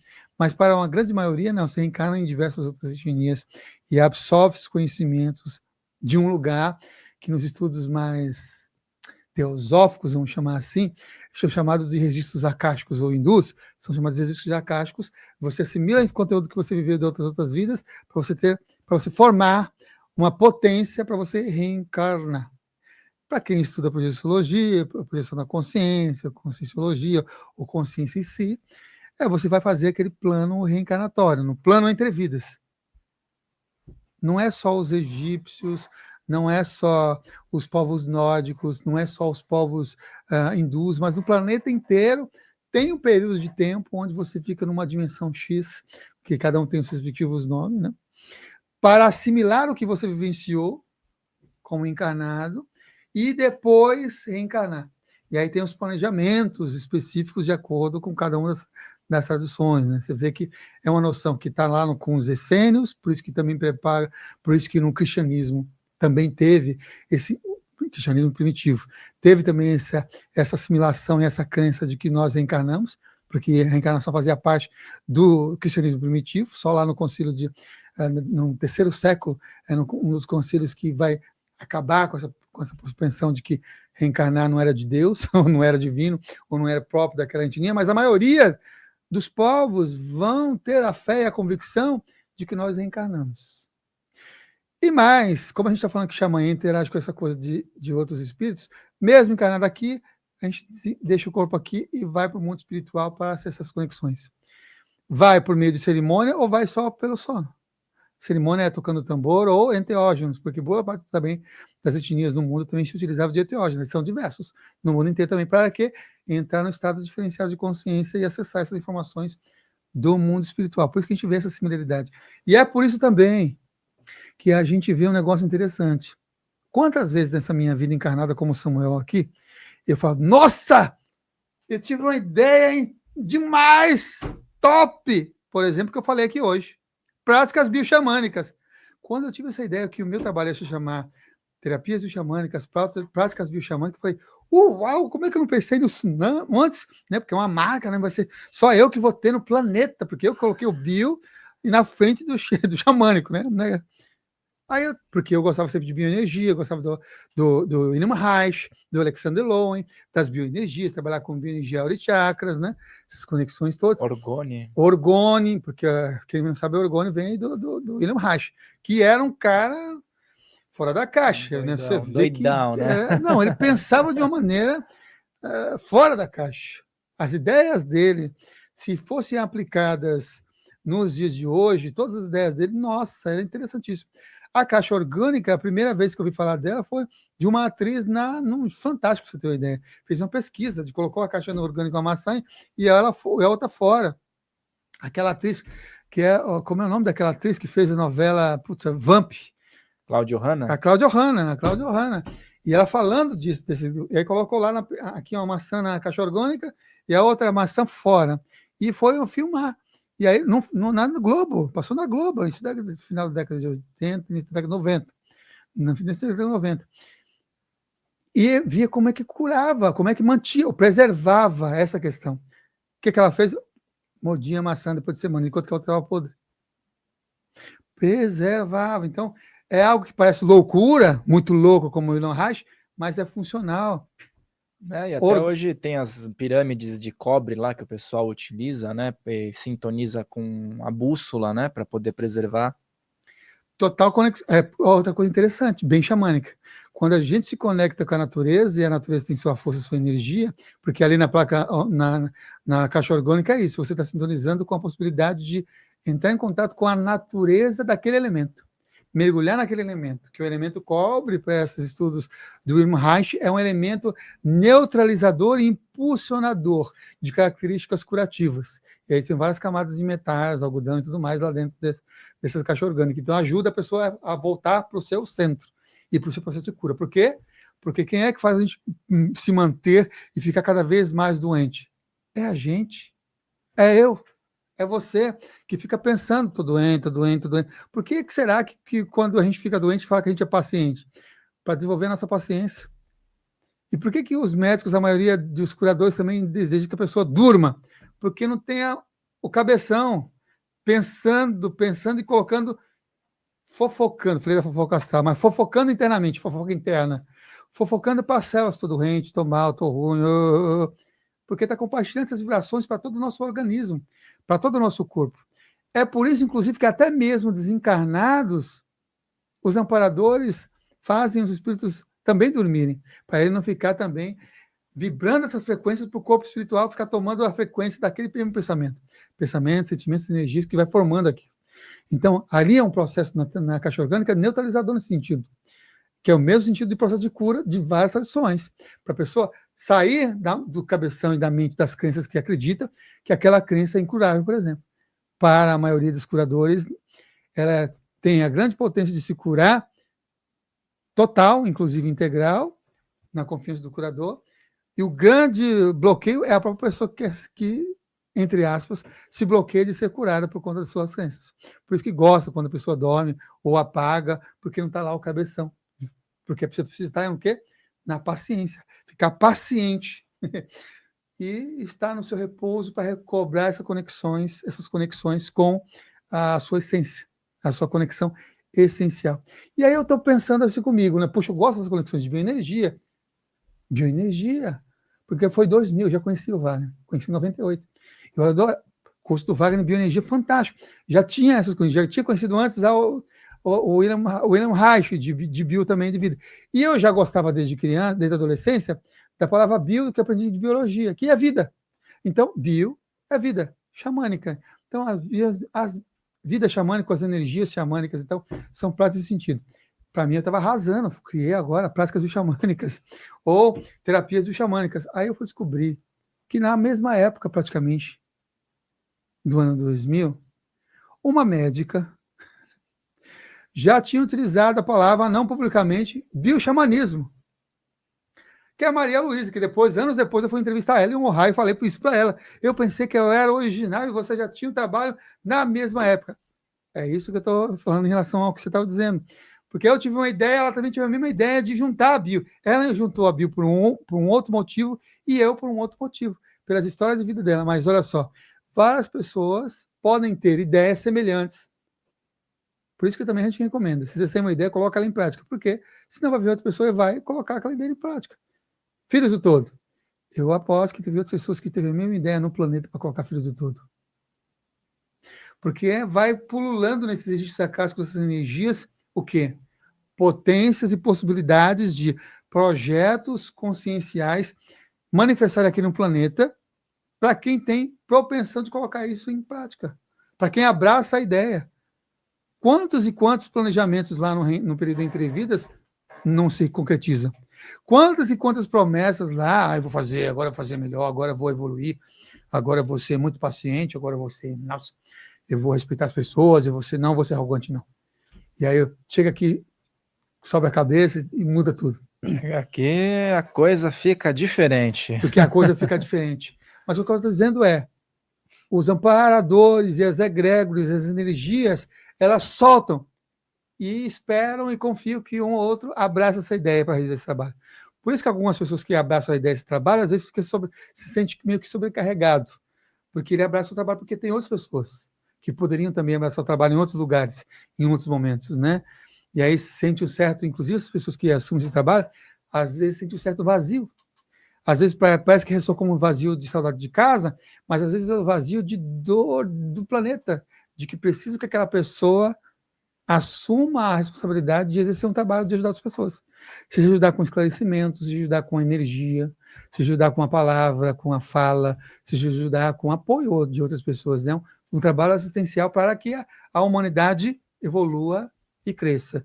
Então, sim, ao mesmo tempo que os xamãs eles interagiam nos seus respectivos lugares do planeta até os dias de hoje, também assimilamos no planeta inteiro ideias parecidas, em que avião, muita diferença pouquíssima de pessoas inventam do avião, ou de ideia de ter rádio, outras coisas no planeta. Né? Então, isso acontece realmente, porque acessa essa energia que está. Você falou do inconsciente, vamos para fazer um paralelo, que fosse o inconsciente coletivo, ou os registros acásticos, ou essa energia que paira na alma do planeta. Na alma do planeta, que carece, quer evoluir, independente dos seres que vivem nela, ficando pensando coisas que não quer, sabe? Você quer. E às vezes ela dá uma sacudida, seja fisicamente ou energeticamente. Quando é energeticamente, e às vezes vem também com fisicamente, chama-se transição, porque é a própria alma do planeta sacudindo para a gente se mexer, modificar o nosso padrão vibracional, porque nós compomos o planeta. Nós somos filhos da Terra, para as ações nativas, é isso. Nós somos filhos da Terra e estamos no processo para desenvolver e crescer. Então, se eu e você já não estamos dando trabalho para outras pessoas e para o planeta, já é uma medicina que ajuda outras pessoas e que ajuda o próprio planeta. E aí o planeta está sorrindo com a gente, mandando uma energia, está ajudando, fazendo coisa boa, não só criticando, fazendo coisas negativas, que só abaixa o teor das frequências vibratórias do planeta. Isso que você falou tem grande sentido, né? Porque aquela famosa frase, quem não pode ajudar, que pelo menos não atrapalhe, né? Então pode se encaixar nisso. Esse trabalho que você faz também no Consciência Próspera, que nós fazemos aqui, acaba atingindo milhares de pessoas e também é um trabalho nesse sentido, né? De expansão, de responsabilidade, de troca de energia, porque cada pessoa que está assistindo aqui, ela vai estar interagindo com a energia, pegando um pouco do teu conhecimento, absorvendo, e você vai estar também tendo ali alguns impactos positivos ou não em relação ao que as pessoas acreditam ou energizam em relação ao tema. Então, é de uma responsabilidade muito grande, né? Hoje com as redes sociais, é difundir esses temas. E você falou do inconsciente coletivo, do todo, dos registros acásticos, e me fez o link aqui com a figura do animal de poder. Para nós podermos agora entrar nesse assunto e relatar qual a importância dessa presença, dessa força, né, dentro de trabalhos xamânicos e de onde se originam os animais de poder. Qual é a fonte que alimenta na vida dos seres humanos que conseguem acessar, né, essa vertente do xamanismo? E também houve uma pergunta dentro de um outro podcast que era sobre o animal de poder, até era com o Wagner, que havia uma dúvida, se o animal de poder é uma presença que já esteve aqui e desencarna e acompanha trajetórias, ou o animal de poder está ligado a uma outra fonte, a um outro poder, a algo que está longe do nosso alcance palpável. Uhum. É uma pergunta bem interessante, sim, porque não é. Já vou começar por ela. Não é necessariamente um animal de poder um espírito desencarnado. Lembra que eu falei lá do relato do águia dourada que desceu e foi com a pantera negra? Ali era um animal desencarnado. E não deixa de ser também um animal de poder, mas era um animal desencarnado. Por quê? Porque ele ganhou o nome águia dourada, porque o animal de poder dele é o águia dourada, é uma águia dourada, que ele ganhou em uma outra vida, naquela vida lá na região norte dos Estados Unidos e sul do Canadá, você entendeu? O nome dele já é o que retrata o próprio animal de poder dele, porque a atitude dele e a ação dele retrata aquele animal de poder. Enquanto que a Pantera Negra era um animal físico desencarnado que atuava junto com ele nos resgates no umbral. Então existe essa outra propensão de que os animais que vivem aqui no planeta, eles podem desencarnar e continuar a sua atuação.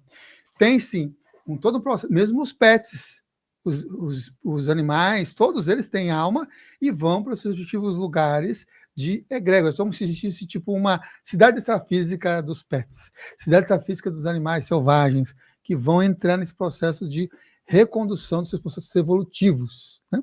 Para algumas tradições, os animais eles evoluem, para outros, para as tradições xamânicas que eu estou falando, tá? Para outras tradições xamânicas, os animais eles já são, não precisa evoluir nada, né? Tem tradição xamânica que fala assim, não, ele vem e interage com o ser humano porque ele está crescendo junto com o ser humano. Aí tem etnias que eu falo assim, não, eles já são, eles já expressam a essência, não precisa evoluir nada. Então, você abraça aquilo que você mais quer. Se é uma pessoa que está interagindo com algum tipo de animal, por exemplo, pet, um cachorro e um gato, para fazer um paralelo. Então, para algumas sessões, o cachorro e o gato ou outros pets estão ali com aquela pessoa para crescerem juntos e evoluírem juntos. Para outras ações de etnia, fala assim, não, eles já são, então agradeço porque você tem esse pet junto com você, porque eles já são, ele é um lembrete para você exercer a sua essência, porque eles já são naturalmente assim, é tanto que dificilmente você vê um animal selvagem com depressão.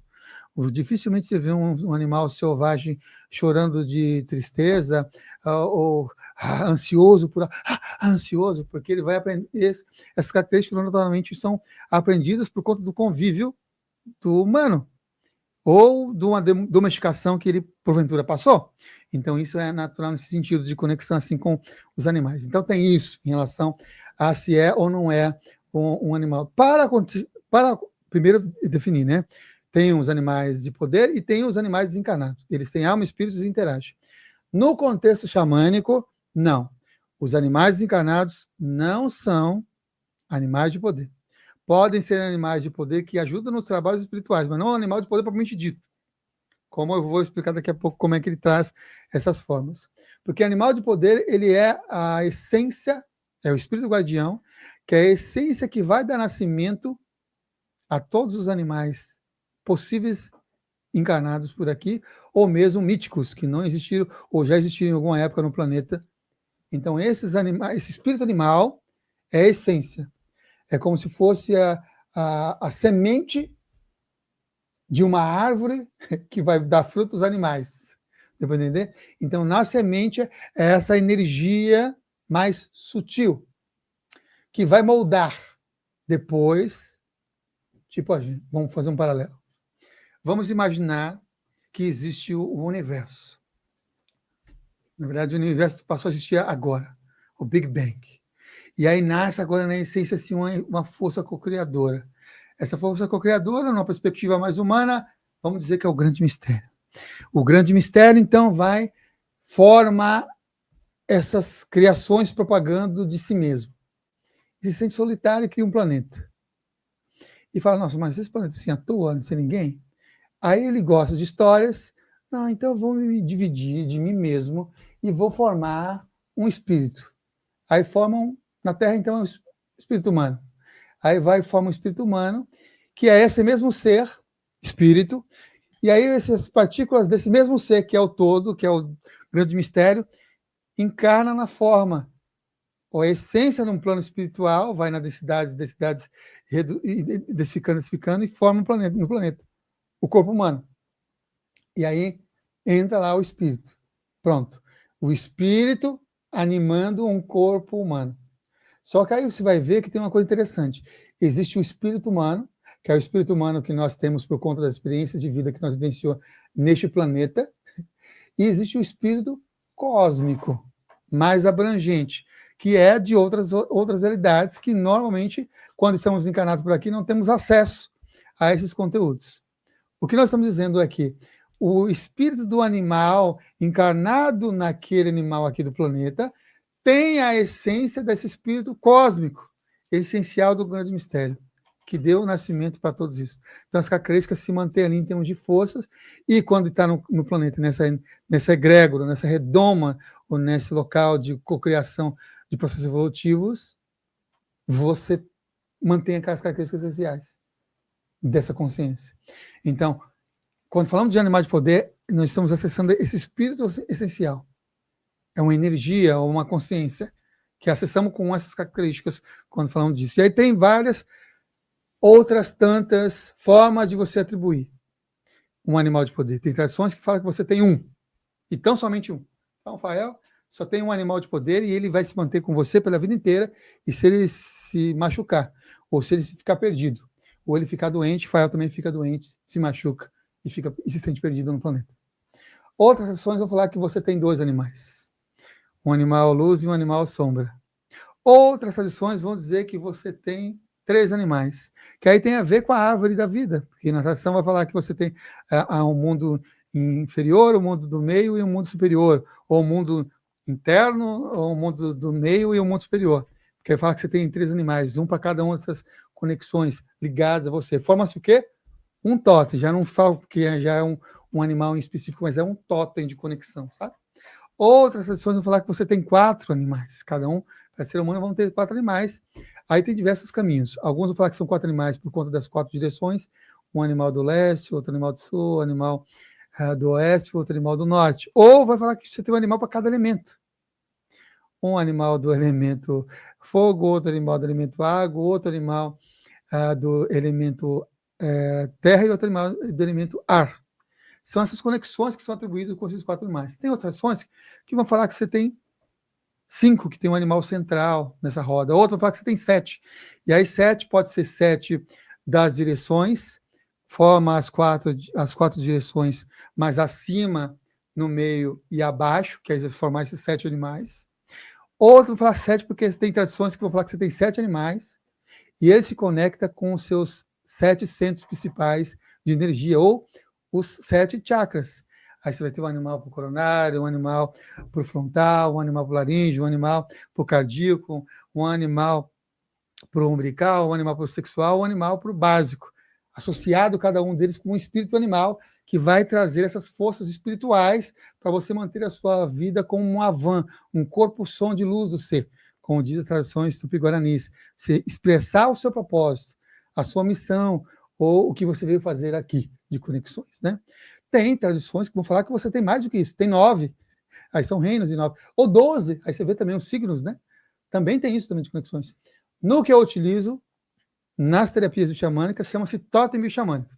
Também é isso outro nome que eu atribuí. No totem bioxamânico, a gente trabalha com 4 animais, formando o seu top, 4 animais principais. Porque na essência, Rafael, eu e você, todos os seres humanos, tem o quê? Todos os animais. Porque se a gente vê dessa mesma partícula do todos, a gente tem toda a propensão de todos os animais pré-existente ou existente, ou que já existiu, sabe? Assim como a gente tem toda a propensão de todas as forças e energias de todos os seres humanos. Tem pessoas que a gente encontra no nosso dia a dia, no cotidiano, que a gente se identifica, porque a gente tem também essas características. E tem aqueles que a gente não identifica. Mas mesmo aquilo que a gente não identifica, que a gente não gosta, também é parte da gente. Lembra que a gente veio dessa conexão essencial? Então nós temos todos esses animais. Mas no totem bioxamânico você identifica quais estão mais próximos, mais presentes, ou quais que você tem mais afinidade. O que você tem menos afinidade é como o que você encontra pessoas que você não tem tanta afinidade. Que você fala, nossa, essa pessoa é assim, acessada. Porque essa pessoa que você não tem afinidade é o chamado de lado sombra da gente, que você não quer se identificar, mas que nós temos todos eles, né? E aí o que está mais próximo é que tem ao lado luz, que é que forma o seu totem bioxamânico. Já adianto. No trabalho do totem bioxamânico, todo animal que a gente interage tem o seu lado luz e o seu lado sombra. Só que toda sombra tem tesouro. Toda sombra é tipo um dragão. E no dragão da caverna tem um tesouro lá escondido. Você enfrenta esse dragão, que é a sombra, para você integrar suas forças com o presente ou o poder que existe lá no fundo da caverna, que é o ouro da sombra. 4 animais. Animal de poder, que é o animal de conexão da sua expressão na vida, como o jeito que você veio encarar, isso mantém por uma vida. O animal clã, a forma como você tem mais afinidade e conexão no seu propósito de vida, de exercer e com facilidade, que flui muito melhor. Se você for por outros caminhos e outros clãs, é como se fosse dar murro e ponta de faca ou bater com a cabeça na parede, porque fica lutando para aquilo acontecer e não acontece, mas se você vai pelo aquele clã, dá mais certo. Se você por outras conexões não semelhante àquele clã, dá ruim. Animal de proteção, que é o terceiro animal que a gente descobre, que é a forma como você age diante das apurrinhações da vida, dos desafios ou de coisas negativas que acontecem. E o animal mensageiro e auxiliar. Fora esses 4, ainda você tem os animais correlatos, que é aqueles que formam um círculo ao redor do seu totem, que estão mais próximos de você, que traz muitas inspirações e conexões e que pode se aproximar de você. Outro que às vezes eu cito também é um animal de função, que é um animal curador, formando também esse cura. Quem trabalha com cura, tem esses animais também ali que atuam junto com essas pessoas, ou com esse xamã, ou com esse terapeuta, que ajudam as pessoas em si, né? Então, esses são que formam no totem bioxamânico essas constituições.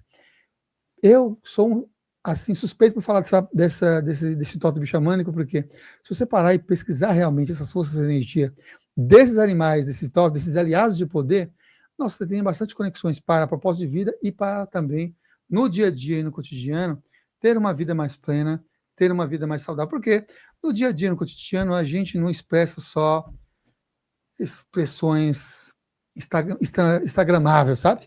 Só as coisas legais e belas da vida. Na vida real, a gente, do dia a dia, do cotidiano, a gente passa por altos e baixos. E por isso que eu acho interessante interagir com todas as forças aliadas, e o xamanismo e as práticas xamânicas, elas fazem muito disso, de interagir com essas forças no seu trabalho convencional, do dia a dia de propósito, também quando você estiver passando por perrengues e situações difíceis como aliado para te ajudar a gente a manter uma serenidade, manter pelo menos uma dignidade com a gente mesmo diante dos períodos sombrios e desafiantes da vida. E você mencionou sobre esses animais, acho que alguém lá de casa deve estar ainda com aquela dúvida. Dentro dessa tradição que você falou, os animais que são fixos, né, vão permanecer por toda uma encarnação, e dentro dessa linha, quais animais podem ser mutáveis? Uhum. O de poder no totem bioxamânico, ele permanece. Vamos lembrar que essa é uma metodologia recente, só tem 25 anos. Então, isso são pesquisas de todas as pessoas que passaram pelo processo do totem bioxamânico. É muito recente em comparação com outras tradições e conexões. Então, o que eu vou trazer aqui agora são essas pesquisas de centenas de pessoas que já passaram pelo processo do totem bioxamânico e vêm trazer esses relatos também, compartilhando com a gente essas conexões. O do totem bioxamânico, o primeiro, que é o poder, ele se mantém durante toda a vida, é uma essência.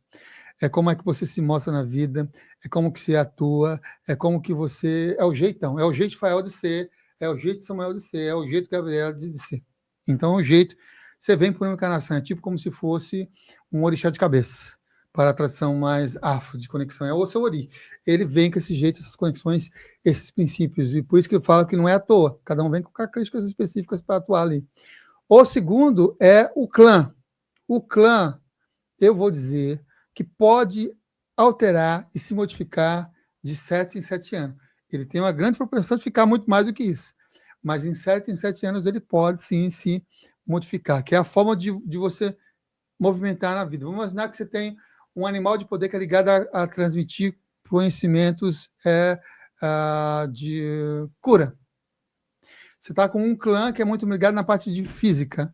Aí você tem uma chave na sua vida que modifica alguns marcos na sua vida. Anteriormente, seu clã era mais ligado às questões mais físicas. Você quer ver tudo palpável. E aí, depois de uns 7, 14, 21 anos, sei lá, 28 anos, você muda. Você continua com a sua essência de transmitir conexões com a cura, mas agora você está muito mais no espiritual do que no físico. Que era aquele clã que era do físico, entende? Aí vai muito mais para o espiritual. Sai de um clã da tartaruga para ir para um clã do Pássaro Trovão. Ou algo nesse sentido, entende? E o terceiro, que é o de proteção. Esse de proteção, eu vou dizer que de proteção pode mudar de 7 em 7 meses. Mas muda de onde? Lembra que eu falei que tem um círculo que compõe lá, um círculo do totem? Eles vêm dali. Ele pode mudar, então, de 7 em 7 meses. Mas, notadamente, a maioria se mantém. Mas pode mudar. E o mensageiro, ele pode mudar de 7 em 7 dias. Mas normalmente ele fica semanas, meses. Porque ele só vai sair dali da constituição quando a pessoa assumir aquela medicina daquele animal. Porque ele vem como mensageiro para você modificar os seus passos, os seus comportamentos, a sua atitude na vida, com você mesmo, com esse espírito animal e com as suas relações. Por isso que ele está ali representando o mensageiro, aquele que vem trazer essas conexões ali, alertas para aquela pessoa. E os correlatos que formam aquele círculo ao redor do totem, eles são de maior quantidade e eles podem acrescentar. À medida que a pessoa vai trabalhando com esses conhecimentos, acrescentam mais e mais aliados. À medida que ele vai fazendo aliados, é isso também, né? À medida que ele vai fazendo aliados com essas forças animais ou essas forças espirituais, mais vão surgindo também esses espíritos aliados. E o que você responde para uma pessoa que provavelmente deve ter feito essa pergunta para você, que chega com a seguinte pergunta: como despertar o meu animal de poder? Tem diversos caminhos ligados a como despertar o animal de poder. Um deles é... Vamos seguir uma sequência assim interessante. Um deles é você tem um contato com um animal desde a sua infância. E esse animal aparece com ele no dia a dia e no cotidiano desde a infância. Então, é uma conexão de uma jornada mais inconsciente, vamos chamar assim. Parece que você se conecta com essa essência que a gente falou. Invisível, e ele, do nada, esse animal, desde pequenininho, ele aparece, e você gosta, e você tem um comportamento semelhante daquele animal. Aí, quando você entra num caminho xamânico, você descobre que, puxa vida, parece que meu animal é esse. Então, esse é um contato mais, conexão mais intuitivo. Tradicionalmente, sabe como é que você descobriu o animal de poder? Era assim, ó. Você descobre que você tem seu animal de poder quando você assume aquela medicina. Vamos imaginar que você, então, vivia na etnia dos Iroquois, da nação dos Iroquois. E aí você foi para a caça, e aí ao ir para a caça, você foi atacado por um urso. Foi atacado por um urso e sobreviveu. Parece aquele filme, né? O Regresso. Para quem assistiu, tem aquele filme do Regresso. Sobreviveu. Naquele filme, inclusive, depois que ele sobrevive, ele pega as garras do urso e vive um grande instrumento de poder. Por quê? Quando você sobrevive a um ataque de um urso, de uma cobra, de qualquer animal, seja ele um inseto, qualquer coisa, um escorpião, uma aranha, você foi atacado ou sofreu uma interação com esse animal e sobrevive para a tradição xamânica ou para a tradição dos povos originários, para várias etnias, sobreviver é que você tem aquela medicina. Sobreviveu ao ataque do urso? Você tem a medicina do urso. Sobreviveu ao ataque da cobra? Você tem a medicina da cobra. De uma aranha, de um escorpião. Sobreviveu? Tem aquela medicina com você. Então, a maioria das pessoas tem uma conexão com esse animal de poder direto. O indireto, intuitivo, é aquele que eu falei anteriormente. Esse da tradição é indireto. Vai na mata e tem um contato. Ainda bem que, por enquanto, não é assim que... Não nascemos nessas etnias, né? Porque senão você ia ter que buscar o seu animal de poder ir lá e enfrentar ele. Ou então a pessoa acha que vai ter que ir lá enfrentar um urso porque ela vai sobreviver, né? Isso daí é outra época, hein, pessoal? Época. Não, né? Outra época. Mas até hoje, quando tem conexões assim, é atributos xamânicos dessas etnias de que é assim que se encontrar o seu animal de poder. O águia dourada, ele busca ser e se torna uma águia dourada porque ele foi fazendo um Vision Quest, uma busca de visão, e uma águia dourada pousa no círculo de rezos dele, conversando com ele e trazendo esclarecimentos para a vida dele. Então, você vai dialogar todos que têm uma águia como um animal de poder, como uma águia dourada, você vai ver que vai trazer clareza e esclarecimento. Ele consegue ver e identificar saídas de pessoas que estão perdidas na vida, saídas de pessoas que estão mergulhadas em questões emocionais, saídas para quem se sente perdido em si mesmo. Então, ele tem uma experiência de contato direto, fisicamente, né? Depois, cada um vai ter as suas experiências relativas a encontro com esses animais de poder. A outra forma também de você encontrar animal de poder é por meio de encontrar um xamã de confiança, e aí você vai lá e ele vai dizer qual é o seu animal de poder, ele faz uma leitura. É uma outra forma também de você... Aí ele vai lá, porque ele tem experiência, vai, seu animal de poder é esse. Formação do seu totem tem assim, assado. Tem, assim, diversas etnias que trabalham assim, inclusive faz a leitura do seu animal, do seu totem, e você ainda ganha um nome xamânico. Que nem necessariamente pode ser tipo a águia dourada, como ele ganhou por conta da iniciação dele. Mas pode ser um outro nome, sei lá... O Hummingbird, mas aqui Hummingbird também é um animal, né? Mas é um nome xamânico que ele pode ganhar, tipo, a doce medicina da prosperidade. Bom nome. Um bom nome. Então, você é a doce medicina da prosperidade e tem o seu totem. Então, aí o xamã vai, faz a leitura, aí você recebe um nome xamânico e recebe também uma conexão com os animais. Isso é uma outra forma. Outra forma é oracular. Lembra que eu falei que você pode ter 9 animais totêmicos? Tem um livro chamado Cartas Xamânicas, de uma autora que eu admiro bastante, já desencarnou. Inclusive, eu troquei cartas. A gente trocava cartas, para você ter uma ideia de como era a comunicação entre nós. James Sans, que é o mesmo das cartas do caminho. Então, tem as cartas xamânicas. Lá você tem a forma oracular. Aí você vai lá, compra um livro, tem um oráculo, e aí tem todo o ritual para você fazer, para você descobrir o seu totem com as cartas. Aí você descobre os seus 9 animais. Metodologia aí, que é inspirada da James Sans, Cherokee. Então, conexão Cherokee com as cartas, porque entram em oráculo. Então, é outra forma de conexão. Mas a que eu mais gosto mesmo é a jornada. Porque a jornada é a que a gente utiliza, que a gente se utiliza no terapia xamânica.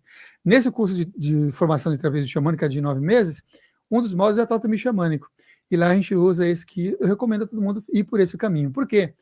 Porque você vai, ao som do tambor, entrar no estado diferenciado de consciência e numa jornada buscar encontrar o seu animal de poder. Quem está acompanhando, inclusive, vai encontrar até o som do tambor aí no YouTube, e vai lá e fazer a jornada. Faz uma conexão, se conecta consigo mesmo, tira um tempo de 1 hora para você fazer a jornada, pega um som do tambor que tem aí na internet, porque na internet eu sei que tem do Michael Harden e da Sandra Ingman, até, porque a Sandra Ingman é especialista em resgate de alma. Tem toque de tambor, vai lá, coloca lá, e vai na jornada para buscar o animal de poder, e faça a jornada no mínimo 3 vezes, que é a confirmação que esse é o seu animal de poder mesmo. Esse já tem aí a conexão de que olha, é assim que você descobre o seu animal de poder. E quem quiser ter um aprofundamento, quiser saber a constituição completa do totem animal de poder, animal clã, animal de proteção, animal mensageiro, os animais correlatos, aí eu recomendo o curso livre de terapias xamânicas, porque lá você tem esse aprofundamento, porque aí já é 2 dias dedicado praticamente às conexões, né? Um dia inteiro dedicado a essas conexões para fazer essas leituras dos animais em si. Mas só identificando o animal de poder já ajuda bastante essas conexões. No curso, inclusive, a gente ensina como interagir com esses espíritos animais, seja ele do seu próprio, ou do seu totem, ou animais correlatos, ou animais que a pessoa precisa, como interagir com essas forças, como utilizar também como interagir com essas energias no dia a dia, no cotidiano, porque cada um deles também traz muitas energias. Então, recomendo, quem quiser aprofundar, tem esse curso aí do Terapias Xamânicas que eu acho bem interessante. O professor que coordena ele, eu acho legal, e como ele tem bom gosto para livros, a gente tem bom gosto para aulas. É um professor gente boa, simpático, modesto, e, inclusive, passa para o pessoal como é que as pessoas provavelmente se interessaram, quando que abrem as turmas e a maneira que a pessoa pode se inscrever, né, para poder participar. Então, esse é um curso que ocorre 2 vezes ao ano, 2 turmas por ano, no primeiro e no segundo semestre. Não sei que momento que você está acompanhando, verifique se já passou aí o momento das inscrições. A minha recomendação é contato direto. É entrar no WhatsApp 11, porque é São Paulo. Tem um outro detalhe. Eu sei que o podcast alcança muita gente de Portugal, de outros lugares. Eu sei que tem uma pessoa que estava tentando se organizar, a gente, você acredita? Para vir para São Paulo para fazer 9 meses do curso, porque o curso é de 9 meses. É 9 meses, um sábado e domingo por mês, das 10 às 18, com aprofundamentos interessantíssimos nesse período de tempo, e a gente pode interagir depois também via o nosso grupo, né, o grupo dos participantes do curso e tudo mais. Pode ser um aprofundamento ali. Mas essa é a forma do curso, é 9 meses de gestação dessas práticas bioxamânicas. E a pessoa pode se inscrever solicitando informações, primeiro solicita a informação para o WhatsApp, que é São Paulo, 11 9 8880 1545. 11, que é São Paulo, 9 8880 1545. É um curso presencial, intimista. Por que é intimista? Porque ele é feito na sala consciência, na sala pequena, menor. Já não faço mais aquelas turmas gigantes que eu fazia antes de termos construído essa sala, né? Intimista, também é legal isso que ser intimista, porque a pessoa vai estar interagindo ali muito tete a tete mesmo, e dá toda a atenção também necessária, responde todas as perguntas dos participantes. Acho que isso é bem bacana, assim, em termos de transmissão de conteúdo. E do lado da estação São Paulo, Morumbi do metrô. Então, para quem mora em São Paulo, ou para quem não mora em São Paulo, porque tem gente que vem de outros estados, tem facilidade de chegar aqui de metrô, tem conteúdos ligados à parte histórica do xamanismo, tem do toque de bioxamânico, que você descobre todas as forças energéticas, como lidar com a doença nessa perspectiva xamânica e a cura na perspectiva xamânica. Tem muitas técnicas de curas terapêuticas e espirituais, algumas ancestrais, outras modernas, que vêm de inspirações, algumas transmitidas pelo Oceano das Estrelas, outras pelo Águia Dourada, outras pela egrégora desse curso em si, como fazer roda de cura, e ervas, cristais, os aliados que nos ajudam, todos estão presentes nessa jornada, e eu convido outros professores para dar aula também, né? Inclusive, um nosso professor de ervas desencarnou, que é o Adriano Herveiro. O Adriano Camargo, ele sempre foi o professor assim, convidado no Terapia Xamânica para dar as aulas de ervas. Então, a rua aqui é o Herveiro, porque ele traz esse espírito. Então, sempre teve professores convidados que traziam, porque são especialistas nas suas respectivas áreas. Tem um módulo que a pessoa gosta bastante também, que é a Canção da Alma, que você sabe, descobre sua canção também na alma, aquele canto que renova a sua energia, que traz a sua essência, que tem a ver com o propósito. Tem um módulo de resgate de alma, que é outro diferente, não é a canção da alma, resgate de alma, que é uma técnica terapêutica interessantíssima, que se assemelha com a apometria e outras técnicas também de resgate de fractais, mas aí você vai ver que a resgate de alma é anterior e ancestral, vem antes, inclusive, dessas técnicas mais modernas, também ali está, né, presente nisso. Tem rituais, cerimônias, é bem interessante. Eu recomendo buscar informações. Então é 11 98880 1545. Vou deixar aqui na descrição, vou deixar as informações, o Instagram, o canal TV Consciência Próspera, né, do Samuel, que também é host num trabalho que já está há 15 anos, é isso? 15 anos. São mais de 1000 vídeos. Mais de 1000 convidados. Vídeos tem muito mais do que isso. Eu contei mais de 1000 convidados, nós lançamos dia 9 de março de 2010, mais de 1000 convidados, só que tem convidados como Wagner Borges. Tem dezenas de vídeos com ele, inclusive ele está voltando aí com o Falando de Espiritualidade, semanal ao vivo, terças-feiras ao meio-dia. Então fique atento aí também para o Wagner Thaís. Então tem convidados que dezenas de vezes já foi no podcast, o Fael já foi também no podcast, também dando entrevista. 1000 convidados, mas tem muito mais tem milhares. É conteúdo, hein? Tem bastante. Então, acompanhe também lá a TV Consciência Próspera, tem o canal de cortes, tem o Instagram, vou deixar as informações aqui na descrição. E se você tiver a oportunidade de fazer esse curso, realmente é excepcional, falo por experiência própria, porque já fiz. Então, recomendo a quem tem a possibilidade e interesse aproveitar, né, quando abrirem as turmas, para que você possa fazer parte de uma dessas vagas. Quero agradecer a oportunidade aí desse compartilhamento, né, de conhecimentos com o pessoal do Filhos do Todo, e dizer também que as portas estão abertas. Quando o livro for lançado, já faço convite para vocês fazerem uma dobradinha aqui, para a gente poder falar desse livro e também trazer aí a divulgação do conteúdo. Vamos fazer isso, né? A agenda do Wagner, você sabe que é bem atarefada, mas a gente vai conseguir, né? A gente pega ele, põe uns pão de queijo aqui para ele, água de coco. Como ele vai estar aqui toda terça-feira, o que pode ser feito também é tentar se adequar ao horário dele, que ele vai estar por aqui também, né? Já vem numa terça-feira, já ele grava o programa dele, depois a gente já tenta gravar também. Só informa, fala, fica mais um pouco aí, a gente já faz. É melhor falar, viu? O Wagner agora está internacional. Vocês acompanham o professor Wagner Borges, que está acompanhando aqui Filhos do Todo, porque ele é internacional, né? Japão, agora Europa, vai ter África agora também esse ano, então tá muito tá concorrido, homem. Tá demais. É um trabalho, né? Merecido, né? Porque, nossa, décadas, né? Eu sou muito, muito recente em relação ao trabalho do Wagner. Olha só, quando eu conheci o Wagner em 98, o Wagner veio para São Paulo em 88.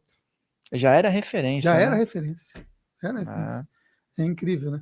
Trabalho fenomenal aqui que desenvolve. Então, eu sempre agradeço esses professores, esses mestres que vieram antes de mim, Por isso que eu cito o Águia Dourado, o Ancião das Estrelas, porque eles me inspiraram no caminho. Depois tem todos os outros professores também fisicamente que me ajudam e que me auxiliam, e que tem, quando eu tenho oportunidade, eu também falo deles. Eu falo no curso eu honro todos eles, né? Porque são pessoas que realmente ajudam a gente a manter um pé no chão, não viajar e ver que tem coerência também nesses em conteúdos, informações que às vezes é muito subjetivo, né? Que é a espiritualidade em si, experiências, outras tantas, né?